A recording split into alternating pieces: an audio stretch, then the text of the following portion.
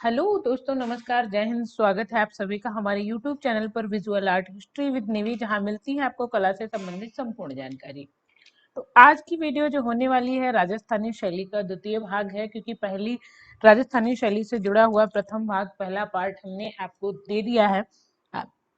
अगर आपने पहला पार्ट नहीं देखा है तो आप जाके देख सकते हैं। जैसा कि हमने बताया था, सांस्कृतिक पुनरुत्थान काल में जिन चार नवीन शैलियों का जन्म होता है, जिन्हें क्षेत्रगत आधार पर, जिस नई कला का जन्म होता है जिन्हें क्षेत्रगत आधार पर बांटा जाता है, उनमें से एक प्रमुख शैली कौन सी होती है? राजस्थानी, दक्षिणी, मुगल, राजस्थानी, पहाड़ी।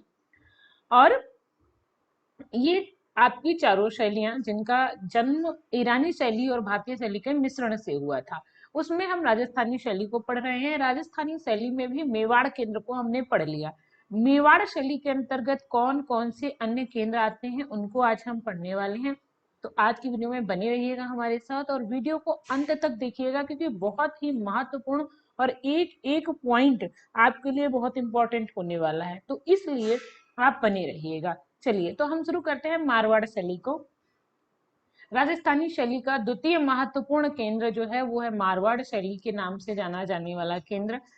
अगर इसके संपूर्ण मारवाड़ शैली के समय की बात आए तो राजा मानसिंह को लगाएंगे। अगर पूछा जाए कि मारवाड़ शैली किस राजा के समय में पनपी, तो आपको ध्यान रखना है मारवाड़ शैली राजा मान सिंह के समय में पनपी। अच्छा, एक चीज और यहाँ पर ध्यान रखिएगा, अगर क्वेश्चन आ जाए मारवाड़ शैली की कला व संस्कृति को नवीन परिवेश में किसने ढाला, तो इसका श्रेय राजा मालदेव को जाता है। ठीक है, एक क्वेश्चन यहाँ बन सकता है कि मारवाड़ शैली की कला व संस्कृति को नवीन परिवेश में ढालने का श्रेय किसे जाता है, तो एक राजा थे मालदेव। इन्होंने मारवाड़ शैली को कला व इसकी कला को, उसकी संस्कृति को एक नया आयाम दिया। हम कह सकते हैं एक नई तरफ मोड़ दिया, नए क्रियाकलापों की ओर, या हम कहें नई तकनीकी की ओर इसे मोड़ दिया। फिर आता है मारवाड़ शैली को स्वतंत्र रूप से अजीत समय के में इसका उदय होता है। अजीत समय के समय में मारवाड़ शैली का स्वतंत्र रूप से उदय होता है। अच्छा, स्वतंत्र रूप से क्यों कहा गया, आपको पता है? इससे पहले क्या था कि मेवाड़ शैली का प्रभाव मारवाड़ शैली पर था। ठीक है, राजा मालदेव को के पहले क्या था कि यहाँ पर मेवाड़ शैली का प्रभाव था और मारवाड़ शैली को तब स्वतंत्र रूप, मालदेव ने तो इसका नया रूप दिया, मतलब मेवाड़ शैली की ओर मोड़ा, क्योंकि मारवाड़ शैली की ओर मोड़ा, क्योंकि मेवाड़ शैली का प्रभाव पूरी तरीके से मारवाड़ शैली पर था, तो राजा मालदेव ने इसको मारवाड़ शैली का स्वरूप दिया और इसको स्वतंत्र रूप से, मतलब इनके समय में कुछ कुछ उन्नति हुई और इन्होंने पूरी तरीके से इसको एक नए नए सिरे से आरंभ करवा दिया, या हम कहें नई मोड़ पर इनको तैयार किया। तो ये आपको याद होना चाहिए। इसके बाद हम आते हैं जोधपुर। अब हम देखेंगे कि राजस्थानी शैली के कौन कौन से केंद्र, मारवाड़ शैली के अंतर्गत इसके कौन से उप केंद्र या कौन सी शैलियों को हमें पढ़ना है। सबसे पहला आपका जोधपुर, फिर किशनगढ़ और बीकानेर। ये तीनों मोस्ट इंपॉर्टेंट हैं, आपको याद ही रखने होंगे, क्योंकि हर एक इनसे, चाहे आपकी यहाँ पर हम कला की ही परीक्षा की बात ना करें, अन्य ऐतिहासिक परीक्षाओं में ये तीनों केंद्र बहुत महत्व रखते हैं। ठीक है, इसके अलावा अजमेर, नागौर और जैसलमेर इंपॉर्टेंट ये भी है, तो कुछ भी छोड़ नहीं सकते, आपको बिल्कुल सारी चीजें याद रखनी है। ठीक है, चलिए आगे बढ़ते हैं। अब हम मारवाड़ शैली के केंद्रों को देखेंगे। सबसे पहला जो है जोधपुर शैली। अब जिस केंद्र की बात आएगी, जिस भी केंद्र की हम बात करेंगे, उसे शैली के नाम से पुकारेंगे। इसे शैली या कलम भी कहा जाता है। ठीक है, क्या? शैली या कलम। अच्छा, पिछले वीडियो में मैंने आपसे पूछा था कि राजस्थान को सबसे पहले राजस्थान किसने कहा, तो आपको बता दूं कि राजस्थान शब्द का प्रयोग सबसे पहले कर्नल टाड महोदय ने अपनी पुस्तक एनल्स एंड एंटीक्यूरिया राजस्थान में किया था। कब? 1829 ईस्वी में, और अंग्रेज इसे राजपूताना कहते थे। ठीक है, तो ये आपको ध्यान रखना है। अब हम शुरू करेंगे अपने जोधपुर शैली को। जोधपुर शैली राजा मान सिंह के समय में इसका समय रहा, और जिनका राजा मान सिंह का समय 1803 से 1843 ईस्वी था। ठीक है, ये भी आपको ध्यान रखना है। इस इतने टाइम पीरियड जोधपुर शैली अपने चरम पर रहती है, इसलिए इनके समय से ही इसको माना जाता है या जोड़ा जाता है। चित्रण विषय क्या रहा जोधपुर शैली का? तो राधा कृष्ण व रासलीला की अपेक्षा यहाँ पर प्रेमाख्यान, बारहमासा और राग रागिनियों का अंकन हुआ है। प्रेमाख्यान मतलब प्रेम कथाएं जैसे हीर रांझा, सोनी महवाल। लेकिन यहाँ मैं आपको बता दूं, ये केवल उदाहरण बता रही हूँ। हीर रांझा, सोनी महवाल, हीरत साहिवान अगर आ जाता है तो आप पहाड़ी शैली में कांगड़ा शैली अगर ऑप्शन में होगी तो पहले उसे चुनेंगे, ठीक है। तो यहाँ पर प्रेमाख्यान में आप देखेंगे ना, ढोला मारू प्रेमाख्यान का एक अच्छा उदाहरण है। तो राधा कृष्ण लीला, ठीक है, रास लीला के बजाय यहाँ पर प्रेमाख्यान और बारहमासा का बहुत अच्छा चित्रण हुआ है, ठीक है। ये याद रखना है। चित्रित ग्रंथों की बात करें तो सबसे पहले आता है ढोला मारू। ढोला मारू जो गज सिंह के समय में चित्रित हुआ और 184 चित्र थे, ठीक है, ये आपको याद रखना है। तो ढोला मारू ग्रंथ का चित्रण किसके समय में हुआ है, तो ये भी आपको याद रखना है। राजा गज सिंह के समय में चित्रित हुआ ढोला मारू, जिसका समय क्या था, राजा गज सिंह के समय में चित्रित हुआ। चित्र कितने थे, तो 184 चित्रों का चित्रण यहाँ पर किया गया है, ये आपको याद रखना है। इसके अलावा अन्य ग्रंथों की बात करें, देखिए ढोला मारू जो है इसकी जब हम बात करेंगे तो एक राजस्थानी राजकुमार ढोला और उसकी रानी, या हम कह सकते हैं बचपन में ब्याही गई उसको एक राजकुमारी मारवनी, उसकी कहानी है। तो मारू जो ढोला होता है, बचपन में इसका ब्याह होता है और वो चला जाता है बाहर दूसरे देश, या हम कहें अपने यहाँ। तो मारवनी जब उसको अपना उसे संपर्क करने की कोशिश करती है तो वो उस तक पहुंच नहीं पाती है। उसका ब्याह दूसरा हो जाता है मारवली से। तो मारवली और मारवनी दो, बस एक शब्द का अंतर होता है। तो वो चिट्ठियां भेजती है लेकिन मारवनी उसको नष्ट कर देती है। लेकिन एक दिन मारवनी की चिट्ठियां मिल जाती हैं ढोला को, तो वो उसे लिवा के आता है। और यही कहानी है, ये इनका प्रेम प्रसंग है जिसे इन्होंने चित्रित करवाया राजा गज सिंह ने, ठीक है। इसके बाद उजली जिठवा, यह भी एक ग्रंथ है जो यहाँ पर चित्रित हुआ है। पाबूजी हड़पूजी, मूमल दे निहंग दे, ये भी वहीं की कहानियां हैं।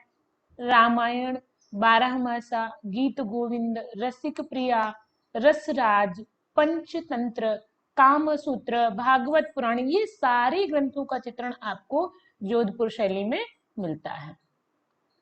इसके बाद हम जोधपुर शैली के प्रमुख चित्र देख लेते हैं। देखिए मोस्ट इंपॉर्टेंट है, आपसे चित्र बहुत पूछे जाते हैं और ये चित्र तो बहुत ज्यादा आता है कि ढोला मारू, ढोलू नहीं सॉरी, ढोला मारू चित्र कहाँ चित्रित है। देखिए ग्रंथ की बात आए तो मेवाड़ शैली में भी है, लेकिन चित्र की बात आए तो जोधपुर ही आप लगाएंगे, ठीक है।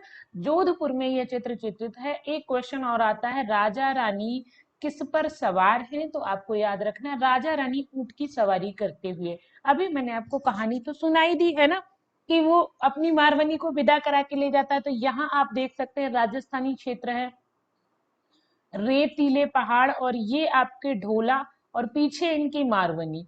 इनको राजा और रानी, ये दोनों, राजा लेके जा रहा है अपनी रानी को ऊंट पर बिठाकर। तो पशु कौन सा, ऊंट। राजा ढोला, रानी मारवनी और पशु ऊंट है। किस पर भाई, राजस्थान में तो ऊंट ही चलता है। कहानी जो कि राजस्थान की है तो भाई ऊंट ही होगा, है ना। अगर चित्र नहीं भी देखा है तो भी आप ध्यान से कर सकते हो, और अगर अब तो आपने चित्र देख लिया है तो आपको सारी चीजें क्लियर हो गई। ये आपका ढोला मारू चित्र है जिसमें ढोला और मारवनी एक ऊंट पर सवारी करते हुए या जाते हुए दिखाए गए हैं। इसके बाद आता है दो सहेलियां, यह भी चित्र आपके जोधपुर का ही है। दशहरा दरबार, दशहरा दरबार चित्र भी आपके जोधपुर का है। इसके बाद चौगान प्लेयर्स, बहुत पूछा जाता है चौगान प्लेयर्स, जिसे दाना या दानी भाटी ने बनाया है। किसने बनाया है, तो दाना अथवा दानी भाटी ने बनाया है।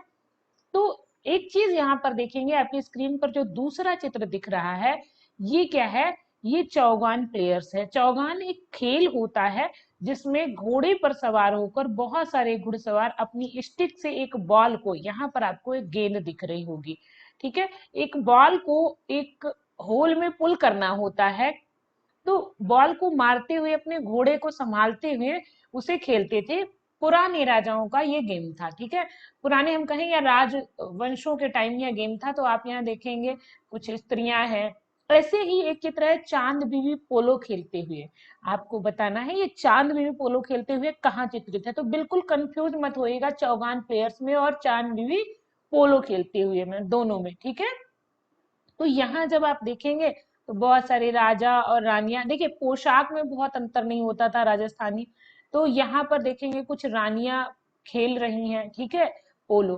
तो ये पोलो नहीं, हम इसे चौगान प्लेयर्स के नाम से जानते हैं। ये चित्र जो है चौगान प्लेयर है, घोड़ों को दौड़ते हुए बनाया गया है, सारे बॉल पर अपना कंसंट्रेट किए हुए हैं। तो ये चित्र आपको याद रखना है, जोधपुर शैली का है। अब हम जोधपुर शैली के प्रमुख चित्रकार देख लेते हैं। जोधपुर आते ही एक शब्द आपको याद रखना है, भाटी। क्या याद रखना है? भाटी।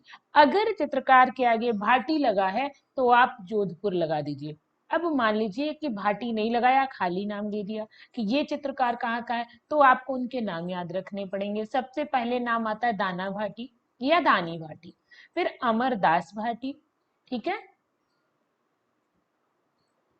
देवदास भाटी, राम सिंह भाटी, छज्जू भाटी, शंकर दास भाटी, किशन दास भाटी। अब इसके अलावा ये इतने भाटी नहीं है तो इन्हें भी याद रखना, गोपी, फतेह मोहम्मद, जितमल, काला, रामू।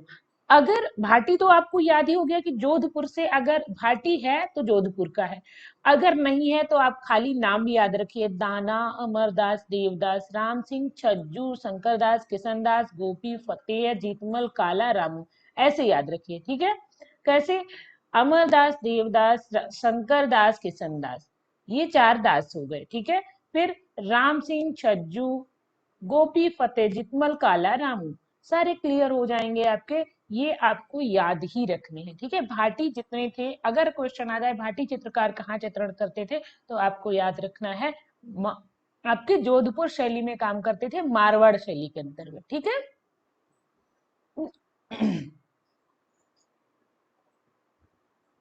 अब जब हम बात करेंगे जोधपुर शैली की विशेषताओं के विषय में, तो सबसे पहले पीले रंग का प्रयोग। अगर क्वेश्चन आ जाए कि जोधपुर शैली में सर्वाधिक किस रंग का प्रयोग हुआ है, तो सबसे पहले याद रखना राजस्थानी क्षेत्र था, गर्म क्षेत्र है, यहाँ पर चटक रंगों का ही प्रयोग मोस्टली हुआ है। तो जोधपुर में क्या हुआ है? पीले रंग का प्रयोग हुआ है। सर्वाधिक किस रंग का प्रयोग हुआ है? पीले रंग का प्रयोग हुआ है। 1 नंबर आपको यहाँ से मिल जाएगा। अगर जोधपुर शैली के हाशिए पूछ ले जाएं तो आपको याद रखना है जोधपुर शैली के हाशिए लाल रंग से बनाए गए थे, ये भी आपको ध्यान रखना है, ठीक है। जोधपुर शैली की प्रमुख पहचान क्या है? अगर क्वेश्चन कुछ यूं पूछ ले आपसे तो 1 नंबर, ये एक एक नंबर है आपका, ये समझ लीजिए, एक एक क्वेश्चन है, एक एक नंबर तो नहीं, 4-4 नंबर है। जोधपुर शैली का की मुख्य पहचान क्या थी? तो इनका मुखमंडल, यहाँ के चेहरों को देखकर पता लगा लिया जाता था कि ये जोधपुर शैली के चित्र है। बड़ी बड़ी मूछें, भरा हुआ मुखमंडल आप देखेंगे तो ये यहीं की विशेषता थी। आकृतियां लंबी हैं तथा मुगल प्रभाव युक्त है, ठीक है, इन पर मुगल प्रभाव है, ठीक है। अब मुगल शैली का प्रभाव कहाँ दिखता है जोधपुर शैली में? आप जब देखेंगे यहाँ की आकृतियां हैं, बौनी या ठिगनी नहीं है, यहाँ लंबी आकृतियां हैं, जो किसका प्रभाव है? मुगल शैली के कारण। इसमें मुगल शैली के प्रभाव के कारण जोधपुर शैली की आकृतियां लंबी बनाई गई हैं। यहाँ पर नाथ संप्रदाय संबंधी कुछ चित्र भी बने जोधपुर शैली में, और किसके समय में बने? तो राजा मान सिंह के समय में ही बने हैं। जोधपुर शैली पर ईरानी शैली का भी प्रभाव परिलक्षित होता है या दिखाई देता है, ये भी आपको याद रखना है, ठीक है। जोधपुर शैली में जो ढोला मारू चित्र है, मैंने शुरू में ही बताया आपको, राजा गज सिंह के समय में बना है। एक एक क्वेश्चन ये 1 लाइनर एक तरीके से है, आपको याद रखना है। सर्वाधिक यूरोपीय प्रभाव अगर पूछ लिया जाए संपूर्ण राजस्थानी शैली में किस पर है, तो आपको याद रखना है जोधपुर शैली पर। संपूर्ण राजस्थानी शैली में सबसे ज्यादा यूरोपीय प्रभाव दिखाई देता है। इसके बाद एक और पॉइंट है, सिरोही तथा नागौर जोधपुर शैली के ही उपकेंद्र हैं। अगर पूछ ले निम्नलिखित में से कौन सा राजस्थानी शैली का केंद्र नहीं है, और सिरोही नागौर भी है, तो आप इनको अलग नहीं करेंगे क्योंकि ये राजस्थानी शैली के ही केंद्र हैं। और ये कहाँ से हैं? तो जोधपुर के हैं, ठीक है। सबसे ज्यादा लोक कला से प्रभावित शैली भी कौन सी है? तो आपको याद रखना है जोधपुर शैली ही लोक कला से प्रभावित शैली के रूप में जानी जाती है। तो ये थी कुछ आपकी जोधपुर शैली की विशेषताएं। इसके बाद जिस शैली की हम बात करेंगे मोस्ट इंपॉर्टेंट है, इवन इसके प्रश्न ना ISPCS के एग्जाम में भी पूछ लिए जाते हैं, तो ये आपको ध्यान रखना है। ठीक है, ये हमें हमारी है किशनगढ़ शैली। किशनगढ़ शैली, इसका नाम लेते ही आपके कान में, आपके दिमाग में तीन चीजें गूंज जानी चाहिए: सावंत सिंह, निहाल चंद और बनी ठनी। किशनगढ़ की जान, किशनगढ़ शैली का हम कह सकते हैं पूरा आधार, पूरा इतिहास, अगर चित्रकला की बात करें तो इन्हीं के तीन चारों ओर घूमता है। ठीक है, फिलहाल हम देखेंगे किशनगढ़ शैली के विषय में। तो किशनगढ़ की खोज किसने की? किशनगढ़ की नहीं, किशनगढ़ शैली की, किशनगढ़ शैली के चित्रों की। तो एरिक डिकिंसन और फयाज अली खान, इन दोनों विद्वानों ने, इन दोनों पुरातत्ववेत्ताओं ने, या हम कहें इन दोनों कला समीक्षकों ने किशनगढ़ शैली की खोज की थी। ठीक है, किशनगढ़ राज्य की स्थापना की अगर बात आए तो याद रखना कि 1609 ईस्वी में, कब? 1609 ईस्वी में किशनगढ़ राज्य की स्थापना होती है, और उदय सिंह के 8वें पुत्र किशन सिंह ने किशनगढ़ राज्य की स्थापना की थी। अगर एक और क्वेश्चन आपसे पूछ ले कि किशन सिंह को किसका संरक्षण प्राप्त था, तो ये भी याद रखिएगा, किशन सिंह को जहांगीर का संरक्षण प्राप्त था। किसका संरक्षण प्राप्त था? सम्राट जहांगीर का संरक्षण प्राप्त था। तो ये याद रखना कब हुई? 1609 में हुई। किसने की?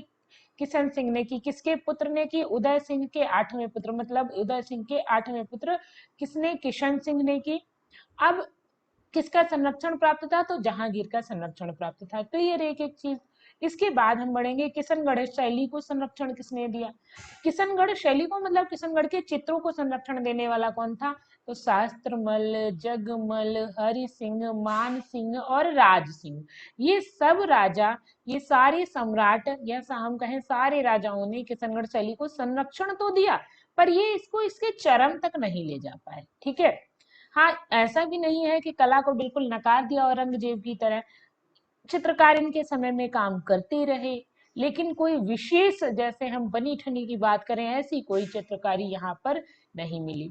अगला एक क्वेश्चन और पेपर में आता है, किशनगढ़ शैली की नींव किसने रखी? तो मतलब शुरुआत किसने करवाई? तो रूप सिंह ने करवाई। ठीक है, किसने करवाई?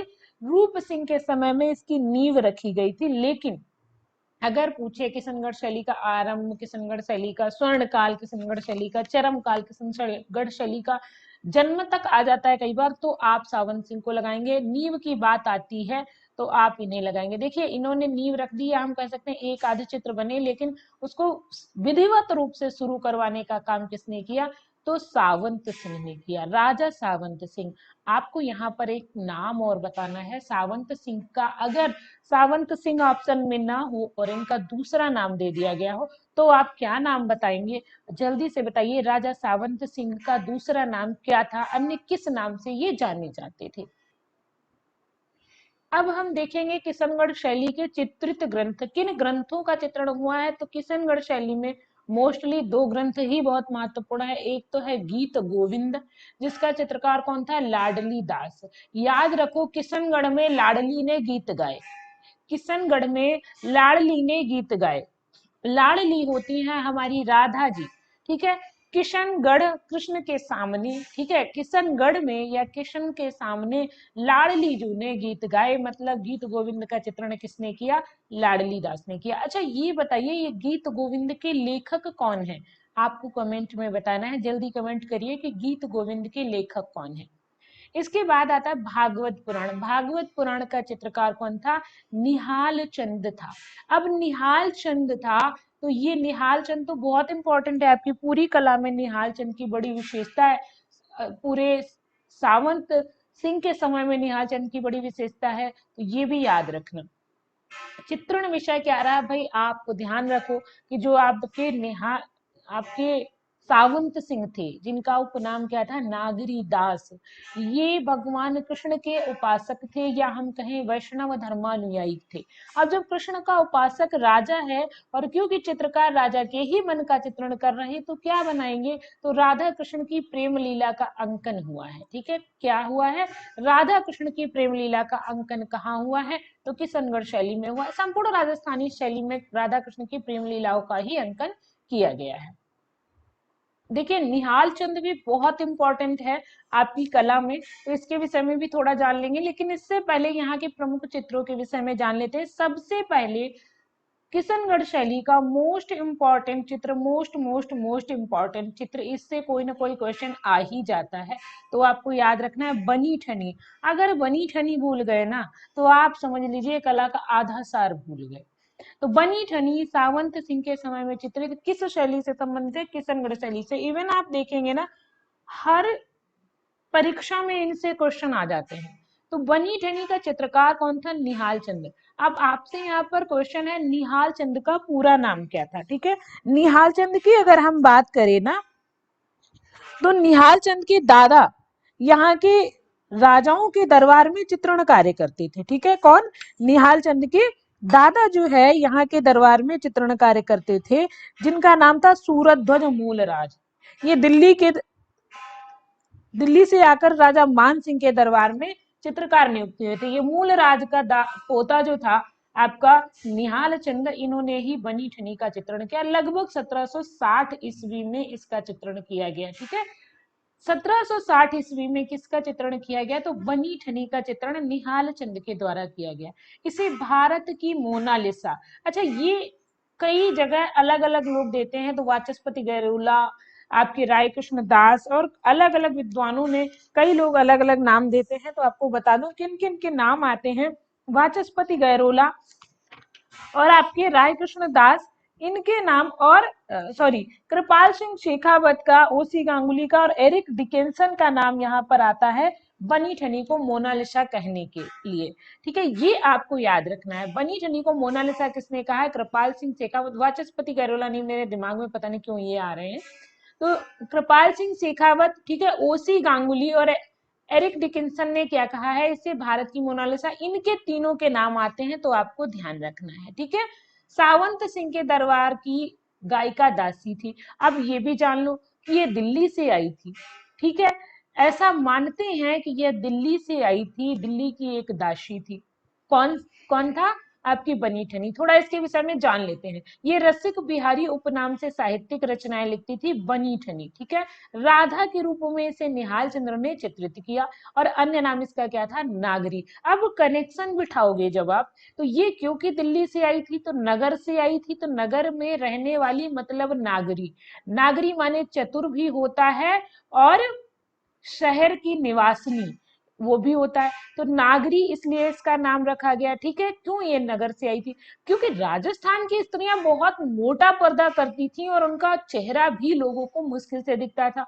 ये ठहरी शहर की भाई मॉडर्न मॉडर्न, तो इन्होंने क्या किया? इन्होंने बहुत ही पारदर्शी दुपट्टे का प्रयोग किया, बहुत ही पारदर्शी। यहाँ आप इनके फोटो को देखिएगा तो बहुत ही पारदर्शी दुपट्टा था। अब उससे इनका चेहरा झलकता था, तो राजा को भाई इनका स्वरूप बहुत अच्छा लगता था, क्योंकि ये गायिका थी तो वहां पर गाना गाने आती थी, तो वहां राजा को काफी अच्छी लगती थी। उन्होंने पकड़ा निहाल चंद को, बोले चलो निहाल चंद ये इतनी सुंदर है, इसका चित्रण करो। तो भारत की मोनालिसा के रूप में सुंदर तो बहुत थी, और क्योंकि पर्दा भी इसका ऐसा था कि सभी को इनका चेहरा दिखता था, तो इनको अब भाई अगर सीधे इसी रूप में चित्रित करते तो एक्सेप्ट कौन करता? तो इन्हें राधा का नाम देकर, या राधा कहा कि राधा जी की छवि इतनी सुंदर होती होगी, उनको इस रूप में चित्रित कर दिया और नागरी दास हो गए भाई। इतनी सुंदर, इतनी अच्छी कि वो नागरी दास हो गए। हालांकि ऐसा कुछ है नहीं नाम, लेकिन आपको याद रखना है। ठीक है, चलिए, तो नागरी दास कौन थे? सावंत सिंह थे। नागरी कौन थी हमारी? ये थी आपकी मोनालिसा भारत की। मतलब बनी ठनी, बनी ठनी मतलब सजी सबरी। देखिए कितना ज्यादा में हम कह सकते हैं ज्वेलरी वेलरी पहने हैं, तो इनका क्या कहा गया? बनी ठनी, हरदम सजी सवरी रहती थी, बनी ठनी रहती थी, तो इसलिए इनको नाम दिया गया बनी ठनी। तो हमें नहीं लगता अब आप बनी ठनी को भूलेंगे। इसके अलावा जब हम बात करें तो चांदनी रात की गोष्ठी या गवैये एक चित्र है, बहुत इंपॉर्टेंट चित्र है, मीर अमीर चंद के द्वारा बनाया गया। ऐसा माना जाता है कि इस चित्र में निहाल चंद को भी चित्रित किया गया है, लेकिन बहुत ज्यादा इसके प्रूफ नहीं मिलते। तो यहाँ पर हम इतना जान लेंगे कि चांदनी रात की गोष्ठी या गवैये आपके किशनगढ़ शैली में मीर या अमीर चंद ने चित्रित किया है। कृष्ण गोपियों के साथ नृत्य करते हुए, कृष्ण लीला के बहुत चित्र हैं, तो ये भी याद रखना ये किसने चित्रित किया है। ये तो नहीं उल्लिखित मिलता, लेकिन कहाँ चित्रित है, तो किशनगढ़ शैली में चित्रित है। राधा कृष्ण का दुपट्टा, कृष्ण राधा का दुपट्टा पकड़े हुए, क्या कृष्ण राधा का दुपट्टा पकड़े हुए चित्र कहाँ है, तो आपको याद रखना है किशनगढ़ शैली में। नायिका केश संवारती हुई, मतलब हम कह सकते हैं बाल काटती हुई स्त्री या बालों में कंघा करती हुई या बाल संवारती हुई स्त्री का चित्रण कहाँ है, तो आपके किशनगढ़ शैली में है। ठीक है, ये आपको याद रखना है। ठीक है, फिर किशनगढ़ शैली की विशेषताओं को भी देख लेते हैं, एक एक लाइन में आप देख लेंगे, इनको नोट डाउन करिए, स्क्रीनशॉट लीजिए, चाहे जो कुछ करिए, लेकिन आपके पास ये होने चाहिए। देखिए वीडियो थोड़ी लंबी हो सकती है क्योंकि ये टॉपिक बड़े हैं और आपको एक शब्द में या एक लाइन में समझाना थोड़ा पॉसिबल नहीं होता, और अगर मैं वन लाइनर में पढ़ा भी दूंगी तो फिर आप किताब पढ़ने में और यहाँ वीडियो देखने में कोई अंतर ही नहीं रह जाएगा, बाकी डिटेल आपको मिल ही जाएंगी, है ना। तो समझिए चीजों को। सबसे पहले हम देखेंगे रंग, तो किशनगढ़ शैली में चटकीले रंगों का प्रयोग किया गया, मतलब चमकदार या चटकीले रंगों का प्रयोग किया गया है। आंखें कैसी हैं, तो खंजनाकृत हैं या कमल नयन है, दोनों होने पर खंजनाकृत लगाएंगे, अगर खंजनाकृत नहीं है तो कमल नयन, कमल नहीं नयन नहीं है तो खंजनाकृत लगाएंगे। भौहें कैसी हैं यहाँ की, तो धनुषाकार भौहें हैं। ठीक है, धनुष की चाप के समान, ठीक है, कुछ इस तरीके से धनुषाकार भौहों का प्रयोग कहाँ हुआ है, तो आपके किशनगढ़ शैली में हुआ है। हाशिए गुलाबी तथा हरे रंग से बनाए गए हैं, इंपॉर्टेंट है, पूछे जाते हैं। आकृतियां लंबी तथा छरहरे बदन वाली है, मतलब लंबी, छरहरे मतलब पतले बदन वाली, स्लिम ट्रिम बॉडी, है ना, ऐसे बनाए गए। अच्छा एक चीज और है, यहाँ घुंघराली मोटी लट का चित्रण किया जाता था। अभी आप बनी ठनी को देख के आए हैं, जब आप उसे फिर से देखिएगा कि एक मोटी लट उसके चेहरे पर घुंघराली सी है जो कि दिख रही है, घुंघराली मोटी लट का चित्रण किया जाता था। और सबसे सुंदर रात्रि का भी चित्रण आपकी किशनगढ़ शैली में हुआ है, अगर पहाड़ी में जाएंगे तो कांगड़ा शैली में हुआ है, ये भी आपको ध्यान रखना है। ठीक है, जब हम किशनगढ़ शैली को पढ़ रहे हैं, सावंत सिंह मैंने कहा बहुत इंपॉर्टेंट थे, तो उनको भी थोड़ा सा देख लेते हैं। सावंत सिंह जिनका नाम क्या था, इनको उपनाम नागरी दास दिया गया था, जिस नागरी दास उपनाम से ये काव्य रचना करते थे। इनका समय 1748 से, यहाँ मिस्टेक हो गई है, आपको ध्यान रखना है 1764, क्या है, सॉरी 1700, ये पूरा काट देती हूँ, 1764 अथवा 65, ठीक है, ये समय इनका रहा है, तो ये भी आपको याद रखना है। सावंत सिंह वैष्णव धर्म को मानने वाले थे, मतलब वैष्णव धर्मानुयायी थे, मतलब भगवान कृष्ण के उपासक थे, क्योंकि इनका नागरीदास नाम था। इन्होंने 75 काव्य कृतियों की रचना की, लगभग 75 काव्य कृतियां इन्होंने लिखी, काव्य रचनाएं इन्होंने की हैं। ये काव्य कृतियों को लिखने वाले तो हम कहें ये कवि भी थे, ये एक तरीके से कला प्रिय भी थे, है ना, संगीत प्रिय शासक थे। तो इनकी रचनाओं का जो है चित्रण किसने किया, तो आप समझ सकते हैं निहाल चंद की इनसे बड़ी अच्छी दोस्ती थी, बड़ी गहरी मित्रता थी।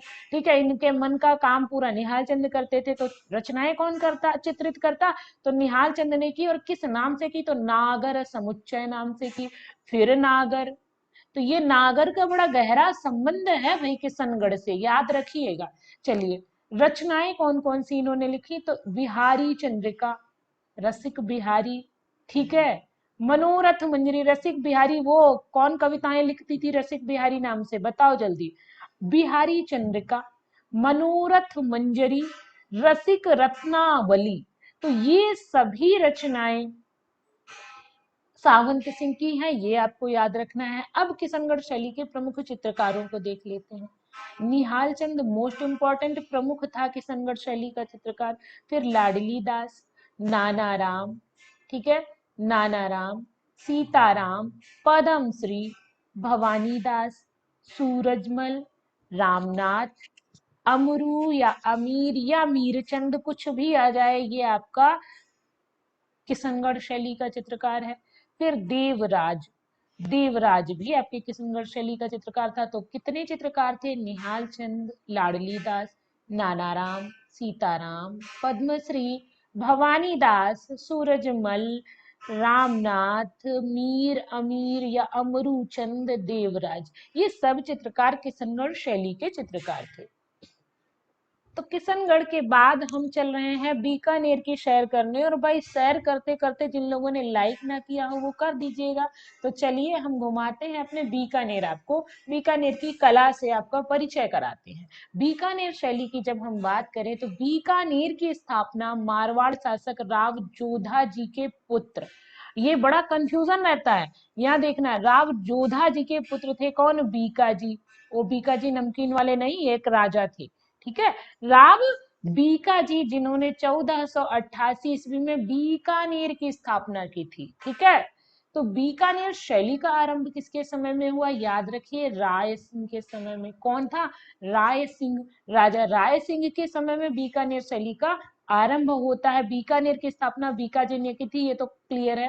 अब राय सिंह के समय में बीकानेर शैली का आरंभ हुआ, और चरम, अब ये बिल्कुल यहाँ ये दोनों में कतई डाउट ना करिएगा आप कि आरंभ राय सिंह के समय में हुआ और चरम किसके समय में हुआ, या चरम काल हम कहें, या हम कहें स्वर्ण काल, बीकानेर शैली का स्वर्ण काल, या हम कहें सबसे उन्नति का काल, तो किसके समय में रहा? तो राजा अनूप सिंह के समय में रहा, जिनका समय क्या था? 1669 से 98 ईस्वी, ठीक है। 1669 से 98 ईस्वी तक इनका समय में रहता है राजा अनूप सिंह का, जो बीकानेर शैली का चरमकाल जिनके समय में रहा। अच्छा, बीकानेर शैली के चित्रण का प्रारंभ जो है भागवत पुराण के चित्रों के साथ होता है, या भागवत पुराण के चित्रण के साथ ही बीकानेर शैली के चित्रों का आरंभ होता है। जैसे भागवत पुराण का, जैसे हम कहें, पहला चित्र ही भागवत पुराण का हो सकता है इन्होंने बनाया हो, ठीक है, तो ये भी याद रखना। चित्रण विषय क्या था? तो हिंदू आख्यान, मतलब हिंदू कहानियां थी। कहानियों में भी कृष्ण लीला प्रमुखता से अंकित की गई, कृष्ण लीला का प्रमुखता से अंकन था। हिंदू आख्यान मतलब हिंदू धर्म से संबंधित जो कहानियां थी, जिनमें धार्मिक कहानियां भी कह सकते हैं, उनका चित्रण हुआ है। आख्यान मतलब कथाएं या कहानियां, ठीक है। ग्रंथ कौन कौन से चित्रित है? तो रामायण रुकनुद्दीन ने चित्रित की। आपको बताएं रामायण के लेखक कौन है? बताइए आप लोग कमेंट में कि रामायण के लेखक कौन है। रसिक प्रिया भी रुकनुद्दीन ने चित्रित की। रागमाला शाह मोहम्मद की है। रागमाला का चित्रण किसने किया? शाह मोहम्मद ने किया। आपको रसिक प्रिया के भी लेखक बताने हैं, बताइए कौन है रसिक प्रिया के लेखक? तो रामायण के वाल्मीकि। साथ में आपको इसलिए बताती चलती हूँ ताकि आप यहाँ पर बिल्कुल अगर उसके नाम आ जाएं तो भी भूले ना। रामायण के लेखक कौन? वाल्मीकि। रसिक प्रिया के कौन? केशवदास, ठीक। अब रागमाला, रागमाला तो अपने में अलग है, तो ये आपको याद रखने हैं, ठीक है।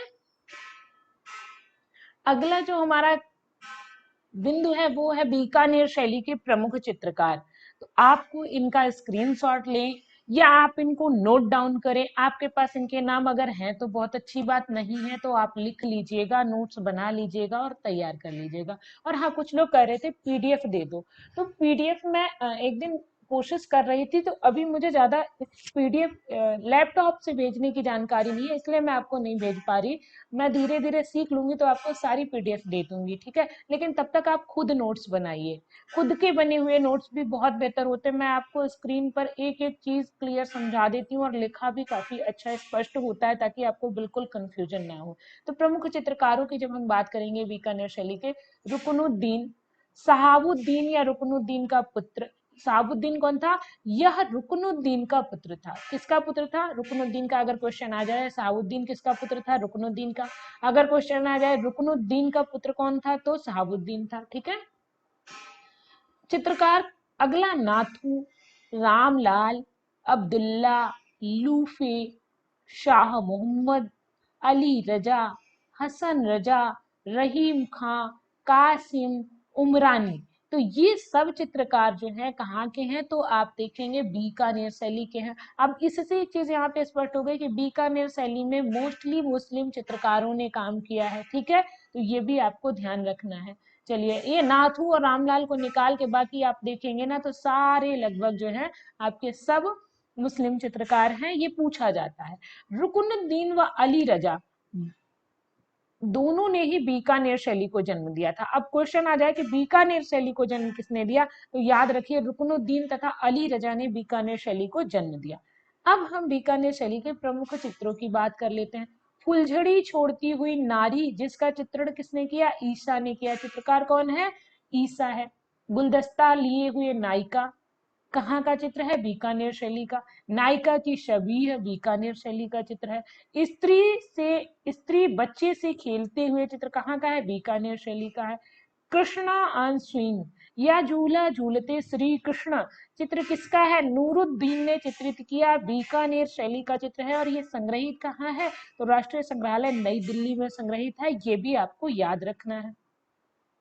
तो जब हम अगला चित्र देखते हैं, स्त्रियों की पार्टी, भाई पार्टी वहां भी करते थे, रुकनुद्दीन ने देखा, इन्होंने चित्रित कर दिया। तो स्त्रियों की पार्टी कहाँ चित्रित है? रुकनुद्दीन के द्वारा बीकानेर में चित्रित की गई है।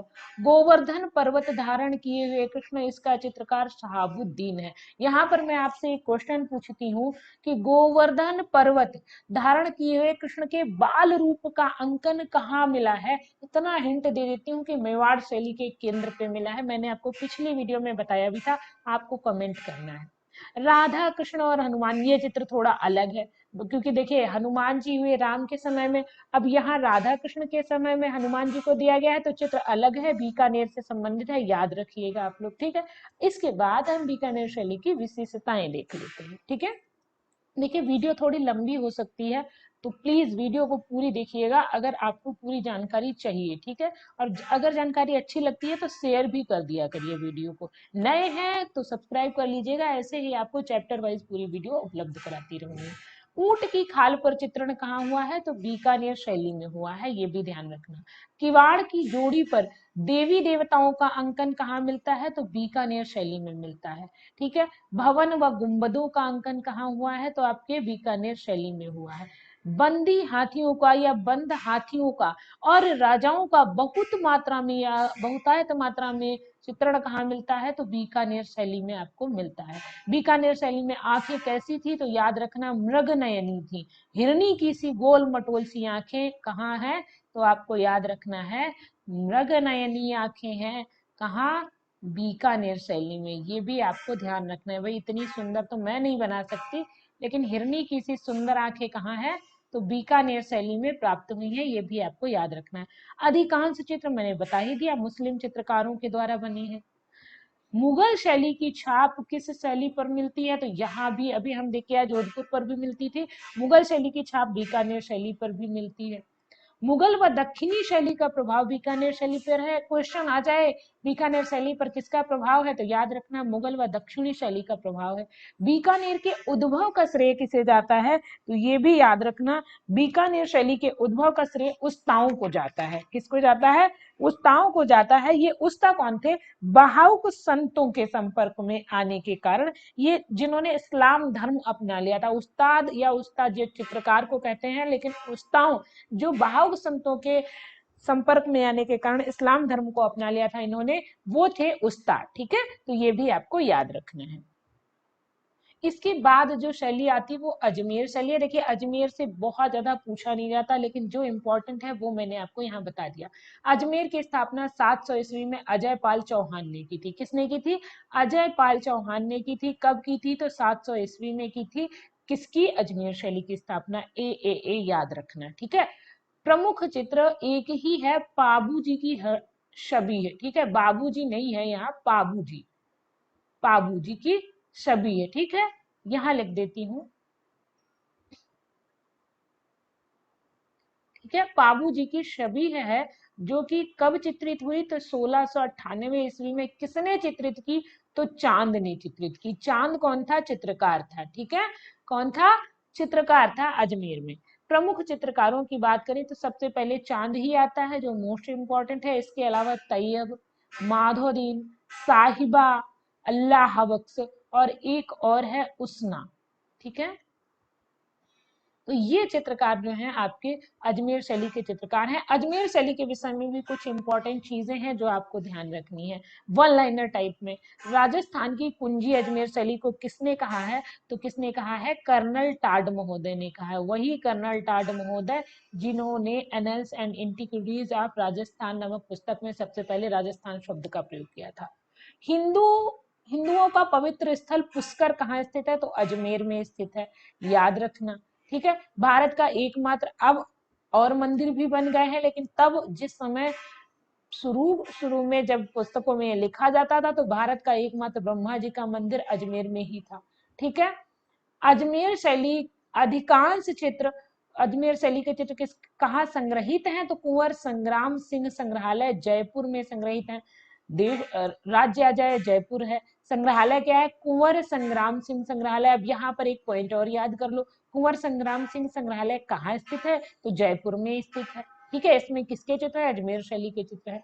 अकबरी मस्जिद कहाँ है? अजमेर में है। मोइनुद्दीन चिश्ती की दरगाह कहाँ है? तो अजमेर में है। इसका निर्माण किसने करवाया था? तो अकबर ने करवाया था। ये भी आपको याद रखने हैं। तो ये तो हमारी अजमेर शैली हो गई। इसके बाद हमें नागौर शैली पढ़नी है। तो नागौर शैली की जब हम बात करेंगे तो नागौर शैली किससे प्रभावित रही? अगर क्वेश्चन आ जाए, बीकानेर, अजमेर, दक्षिणी, मुगल व जोधपुर शैली से प्रभावित जो पूरी शैली थी, ये क्या कहलाई? नागौर शैली। एक तरीके से हम कह सकते हैं सभी का मिश्रण, एक बढ़िया मिक्सचर तैयार कर लिया नागौर शैली के चित्रकारों ने। प्रमुख चित्र क्या है? ठाकुर इंद्र सिंह की सभी है जो है नागौर शैली का चित्र है। और यहाँ पर महिलाओं का सबसे ज्यादा अंकन हुआ, महिलाओं के व्यक्ति चित्रों को, महिलाओं की छवियों को सबसे ज्यादा स्थान मिला है। ठीक है, बहुत अंकन हुआ है नागौर शैली में। बुझे हुए रंग बनाए जाते थे। इसका क्या कारण था? वृद्धावस्था का बहुत अच्छा चित्रण करते थे। आप लोगों को पता होगा, कहते हैं उम्र ढल गई तो रंग जो है, कहते हैं अब जो है चेहरे में वो कांति नहीं रही, तो वो वृद्धावस्था का उत्तम चित्रण है। तो बुझे हुए रंगों का प्रयोग है, मतलब हम कह सकते हैं हल्के धूमिल रंगों का प्रयोग कहाँ किया गया है? तो नागौर शैली में किया गया है।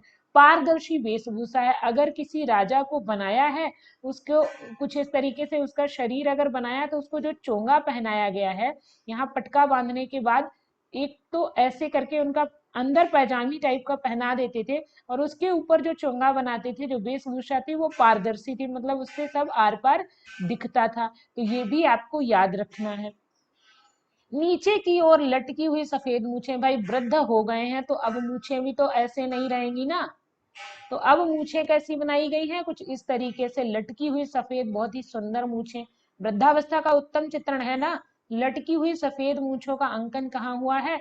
तो आपको याद रखना है, कहाँ हुआ है? आपके नागौर शैली में हुआ है। कैसी है? सफेद है, क्योंकि बूढ़े हो गए। खतरगच्छ साधुओं द्वारा चित्रण का प्रमुख केंद्र नागौर शैली रहा है। और पांडव चित्र का चित्रण कहाँ किया गया है? तो नागौर शैली में किया गया है। तो नागौर शैली से कुछ इतने पॉइंट बनते हैं, ये भी आपको ध्यान रखने हैं।